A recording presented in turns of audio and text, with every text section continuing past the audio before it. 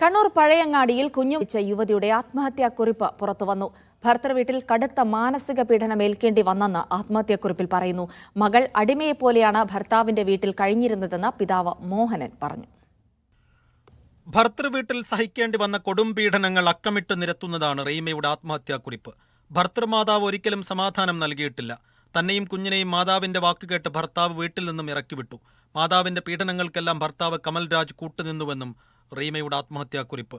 ഗൾഫിലുണ്ടായിരുന്ന ഭർത്താവ് നാട്ടിലെത്തി 3-ാം ദിവസമാണ് റീമ കുഞ്ഞിനെയുമായി ആത്മഹത്യ ചെയ്തത്. കുഞ്ഞിനെ തനിക്കൊപ്പം അയക്കണമെന്നാവശ്യപ്പെട്ട് ഭർത്താവിന്റെ ഭാഗത്തു നിന്ന് കടുത്ത സമ്മർദ്ദമുണ്ടായി. ഇതോടെയാണ് ആത്മഹത്യ ചെയ്യാൻ തീരുമാനിച്ചതെന്നും റീമ എഴുതിയ കുറിപ്പിൽ പറയുന്നു. മകൾ അടിമയെപ്പോലെയാണ് ഭർത്തൃവീട്ടിൽ കഴിഞ്ഞതെന്ന് റീനയുടെ പിതാവും ആരോപിക്കുന്നു.